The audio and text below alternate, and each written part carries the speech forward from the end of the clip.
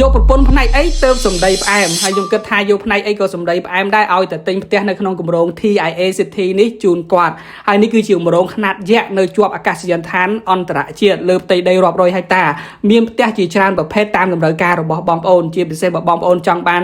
ជាលក្ខណៈអគារពាណិជ្ជកម្មនៅលើមហាវិថីសម្ដេចហ៊ុនសែនអីខាងគម្រោងក៏មានលក់ដែរខ្ញុំជឿថាបងប្អូនដែលទិញផ្ទះក្នុងពេលបច្ចុប្បន្ននេះគឺពិតជាមានការប្រុងប្រយ័ត្នខ្ពស់មុននឹងសម្រេចចិត្តទិញនៅក្នុងគម្រោងណាមួយពិតណាស់គម្រោង TIA City នេះគឺស្ថិតនៅក្នុងទីតាំងសក្តានុពលជាគម្រោងដែលផ្ដល់នៅទំនុកចិត្តខ្ពស់បំផុតដោយសារនេះគឺជាគម្រោងបត់សម្ព័ន្ធរបស់ក្រុមហ៊ុនមេ OCIC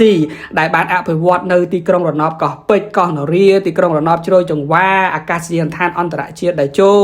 និងគម្រោងផ្សេងជាច្រើនទៀតអញ្ចឹងបងប្អូនអាចទិញដោយស្ងប់ចិត្តសម្រាប់គម្រោងទី1 Thera មានផ្ទះជាង 1000 ល្វែងបានលក់អស់ទាំងស្រុងនិងឥឡូវនេះគឺមានការបើកលក់នៅគម្រោងថ្មីចែក Thera Style នឹងឯដែលផ្ទះគេនោះគឺមានតម្លៃចាប់ពី 70000 ជាងជាប្រភេទផ្ទះអាជីវកម្ម E0 អងមានទំហំ 5 ម៉ែត្រគុណនឹង 12 ម៉ែត្រមាន2បន្ទប់គេងនិងឲ្យសល់ដីខាងមុខផ្ទះធំទូលាយងាយស្រួលចតឡាននិងខាងក្រោយក៏សល់ដីធំទូលាយដែរដែលបងប្អូនអាចច្នៃដាំជាកូនសួនបានអញ្ចឹងបើសិនជាបងប្អូនធ្វើការកក់ឥឡូវនេះគឺមានការ free ជូននៅសម្រាប់មុខផ្ទះហើយកក់ត្រឹមតែ$2000ប៉ុណ្ណោះហើយបង់ប្រចាំខែវិញគឺតិចតួចមែនតើទីតាំងផ្ទះនៅលើផ្លូវ Cargo ជាប់ពលានយន្តហោះក្រៅពីនេះក៏មានផ្ទះអាជីវកម្មប្រភេទផ្សេងមាននៅអគារពាណិជ្ជកម្ម